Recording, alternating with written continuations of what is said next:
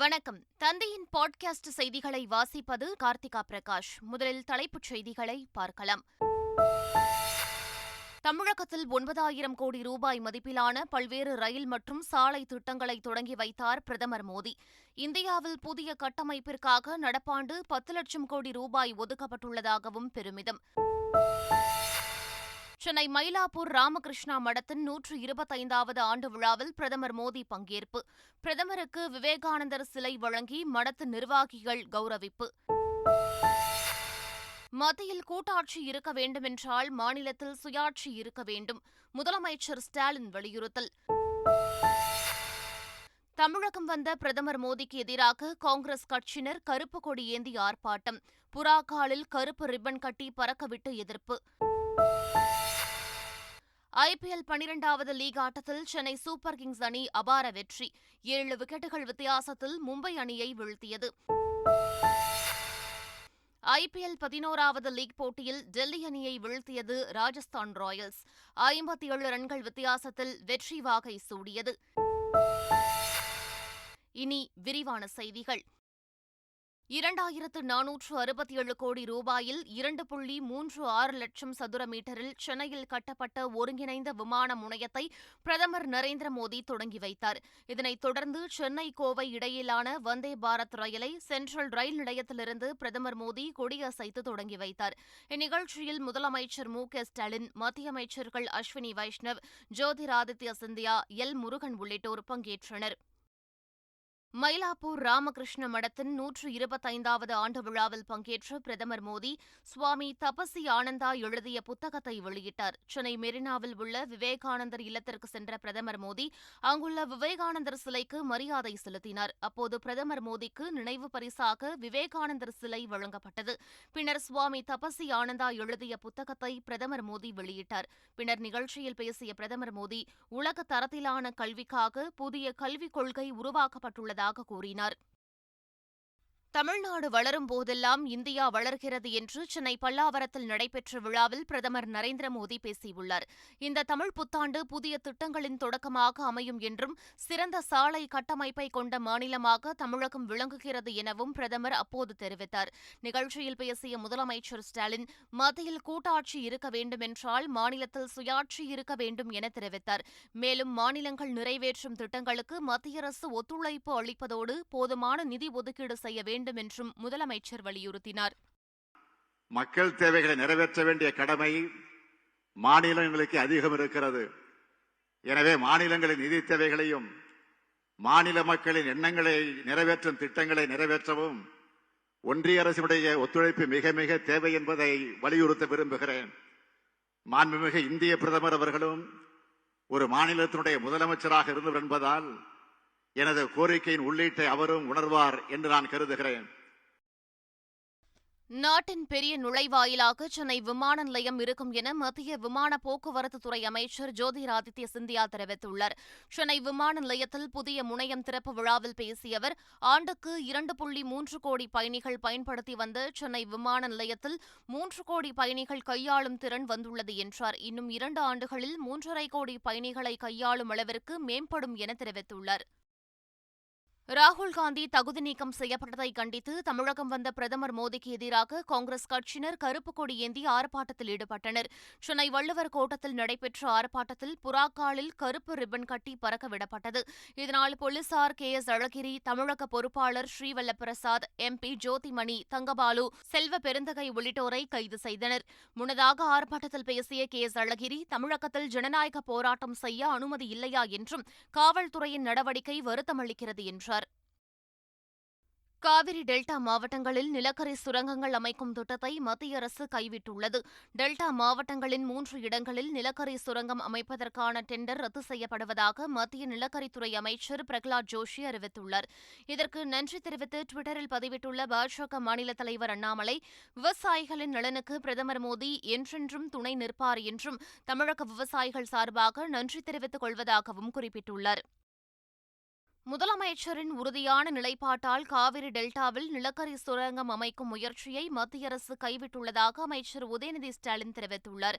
இது தொடர்பாக டுவிட்டரில் பதிவிட்டுள்ள அமைச்சர் உதயநிதி ஸ்டாலின், காவிரி டெல்டாவில் நிலக்கரி சுரங்கம் அமைக்க ஒருபோதும் அனுமதிக்க மாட்டோம் என முதலமைச்சர் ஸ்டாலின் உறுதியான நிலைப்பாட்டை கொண்டிருந்ததாக தெரிவித்துள்ளார்.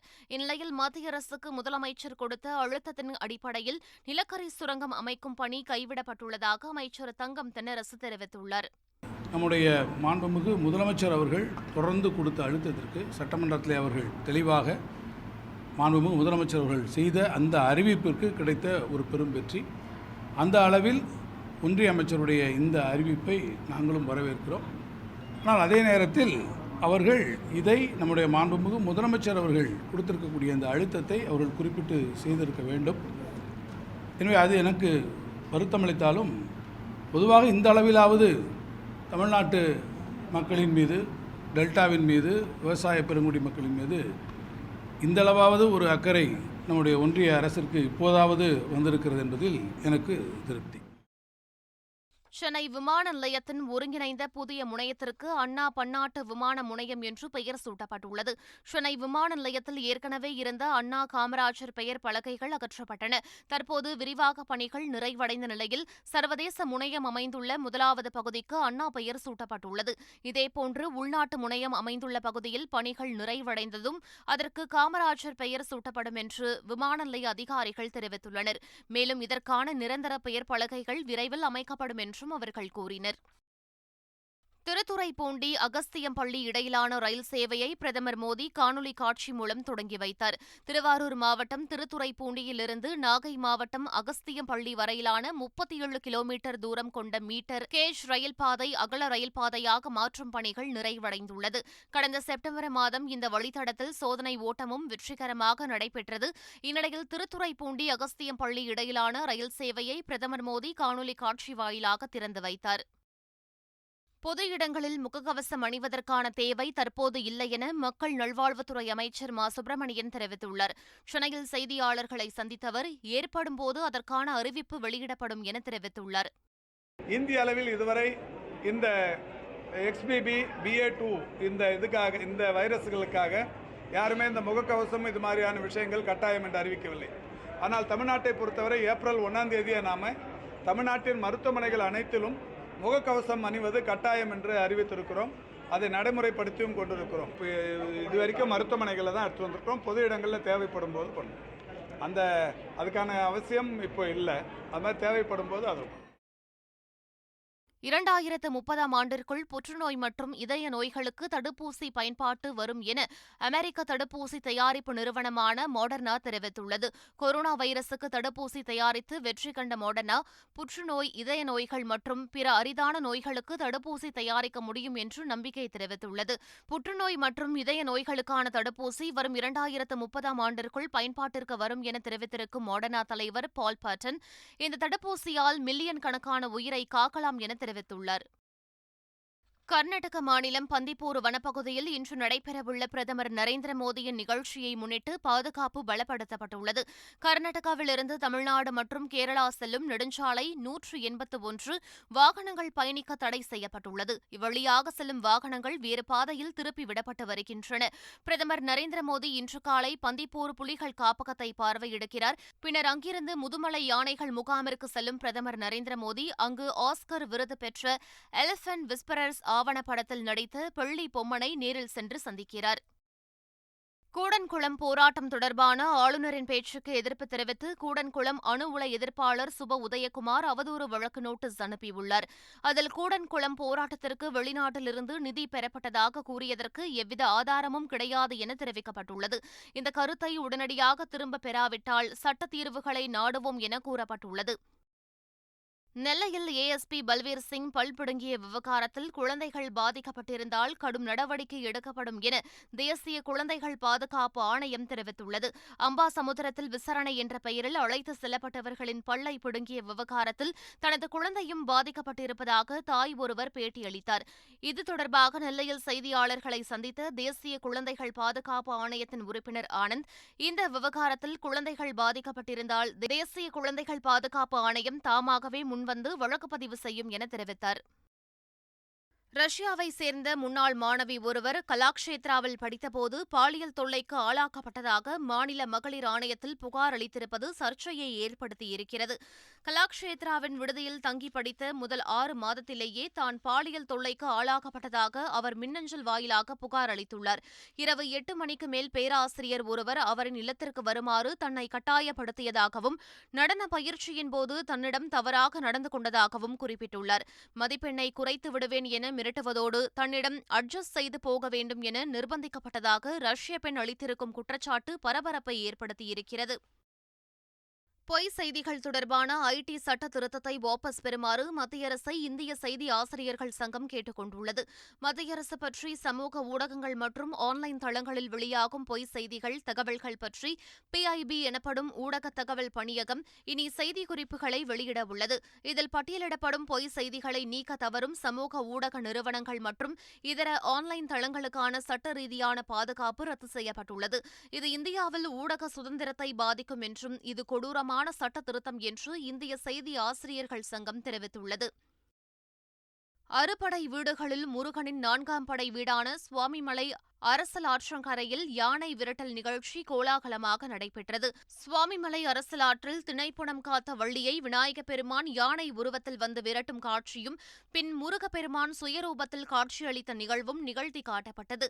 இதில் ஏராளமானவர்கள் கலந்து கொண்டு சுவாமி தரிசனம் செய்து மகிழ்ந்தனர். கள்ளக்குறிச்சி மாவட்டம் மணலூர்பேட்டையில் பாலதண்டாயுதபாணி முருகன் கோவில் திருவிழாவில் கொதிக்கும் எண்ணெயில் வெறும் கைகளால் வடை எடுக்கும் நிகழ்ச்சி நடைபெற்றது.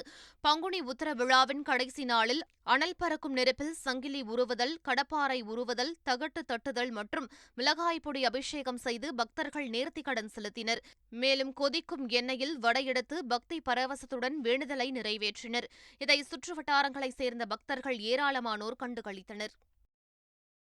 ஹரியானா மாநில அரசு பொது இடங்களில் முகக்கவசம் அணிவதை கட்டாயமாக்கியுள்ளது. கொரோனா தாக்கம் அதிகரித்து வரும் நிலையில் பொது இடங்களில் முகக்கவசம் அணிவதை சமீபத்தில் புதுச்சேரி அரசு கட்டாயமாக்கியது. இந்நிலையில் ஹரியானா மாநில அரசும் பொது இடங்களில் முகக்கவசம் அணிவதை கட்டாயமாக்கியுள்ளது. சுகோய் போர் விமானத்தில் பயணித்த குடியரசுத் தலைவர் திரௌபதி முர்மு தேஜ்பூர் விமானப்படை தளத்தில் தரையிறங்கினார். 3 நாட்கள் சுற்றுப்பயணமாக அசாம் சென்றுள்ள குடியரசுத் தலைவர் விமானப்படை வீரர்களுக்கான பிரத்யேக உடை அணிந்து சுகோய் 30 MKI போர் விமானத்தில் ஏறி பயணித்தார். இதன் மூலம் பிரதிபா பாட்டீலுக்கு அடுத்தபடியாக சுகோய் போர் விமானத்தில் பறந்த 2வது பெண் குடியரசுத் தலைவர் என்ற பெருமையை பெற்ற திரௌபதி முர்மு விமானப்படையில் பெண்களின் பங்களிப்பை ஊக்குவித்தார். இந்தியாவின் முதல் கவர்னர் ஜெனரல் ராஜகோபாலாச்சாரியின் கொள்ளுப்பேரன் CR கேசவன் மத்திய அமைச்சர் ஜிதேந்திர சிங் முன்னிலையில் பாஜகவில் இணைந்தார். காங்கிரஸ் கட்சியின் செய்தி தொடர்பாளராக இருந்த இவர் கடந்த வாரம் காங்கிரஸ் கட்சியில் இருந்து விலகுவதாக அறிவித்தார். இந்நிலையில் பாஜகவில் இணைந்துள்ள அவர் பிரதமர் மோடி தமிழ்நாட்டில் இருக்கும் நாளில் தன்னை பாஜகவில் இணைத்ததற்கு நன்றி தெரிவிக்க விரும்புவதாக குறிப்பிட்டார். பஞ்சாப் மாநிலத்தில் வருகிற மே மாதம் 2ஆம் தேதியிலிருந்து அரசு அலுவலகங்கள் காலை 7:30 மணிக்கு தொடங்கி மதியம் 2 மணிக்கு முடிவடையும் என பஞ்சாப் முதலமைச்சர் பகவந்த் மான் அறிவித்துள்ளார். கோடை காலத்தை முன்னிட்டு மின்சாரத்தை சேமிக்கும் விதமாக இந்த நடவடிக்கை எடுக்கப்பட்டுள்ளதாக பகவந்த் மான் தெரிவித்துள்ளார். இந்த புதிய அலுவலக நேர மாற்றம் 2ஆம் தேதி முதல் ஜூலை 15ஆம் தேதி வரை நடைமுறையில் இருக்கும் எனவும் அறிவிக்கப்பட்டுள்ளது. இதன் மூலம் 300 மெகாவாட் முதல் 350 மெகாவாட் வரை இருக்கும் உச்சபட்ச மின்சார தேவையை வெகுவாக குறைக்கும் என பஞ்சாப் முதலமைச்சர் தெரிவித்துள்ளார். IPL தொடரின் எல் கிளாசிகோ என அழைக்கப்படும் போட்டியில் சென்னை அணி மும்பையை 7 விக்கெட்டுகள் வித்தியாசத்தில் வீழ்த்தி அபார வெற்றி பெற்றது. முதலில் களமிறங்கிய மும்பை அணி 20 ஓவர்களின் முடிவில் 8 விக்கெட்டுகள் இழப்பிற்கு 157 ரன்கள் எடுத்தது. பின்பு களமிறங்கிய சென்னை அணி 18.1 ஓவர்களில் 3 விக்கெட்டுகளை மட்டுமே இழந்து வெற்றி இலக்கை எட்டியது. அதேபோல் மற்றொரு போட்டியில் டெல்லி அணியை 57 ரன்கள் வித்தியாசத்தில் ராஜஸ்தான் ராயல்ஸ் வீழ்த்தியது. மீண்டும் தலைப்புச் செய்திகள். தமிழகத்தில் 9,000 கோடி ரூபாய் மதிப்பிலான பல்வேறு ரயில் மற்றும் சாலை திட்டங்களை தொடங்கி வைத்தார் பிரதமர் மோடி. இந்தியாவில் புதிய கட்டமைப்பிற்காக நடப்பாண்டு 10 லட்சம் கோடி ரூபாய் ஒதுக்கப்பட்டுள்ளதாகவும் பெருமிதம். சென்னை மயிலாப்பூர் ராமகிருஷ்ணா மடத்தின் 125வது ஆண்டு விழாவில் பிரதமர் மோடி பங்கேற்பு. பிரதமருக்கு விவேகானந்தர் சிலை வழங்கி மடத்து நிர்வாகிகள் கௌரவிப்பு. மத்தியில் கூட்டாட்சி இருக்க வேண்டுமென்றால் மாநிலத்தில் சுயாட்சி இருக்க வேண்டும். முதலமைச்சர் ஸ்டாலின் வலியுறுத்தல். தமிழகம் வந்த பிரதமர் மோடிக்கு எதிராக காங்கிரஸ் கட்சியினர் கருப்பு கொடி ஏந்தி ஆர்ப்பாட்டம். புறாக்காலில் கருப்பு ரிப்பன் கட்டி பறக்கவிட்டு எதிர்ப்பு. ஐபிஎல் 12வது லீக் ஆட்டத்தில் சென்னை சூப்பர் கிங்ஸ் அணி அபார வெற்றி. 7 விக்கெட்டுகள் வித்தியாசத்தில் மும்பை அணியை வீழ்த்தியது. ஐபிஎல் 11வது லீக் போட்டியில் டெல்லி அணியை வீழ்த்தியது ராஜஸ்தான் ராயல்ஸ். 57 ரன்கள் வித்தியாசத்தில் வெற்றி வாகை சூடியது. இத்துடன் பாட்காஸ்ட் செய்திகள் நிறைவு பெற்றன. வணக்கம்.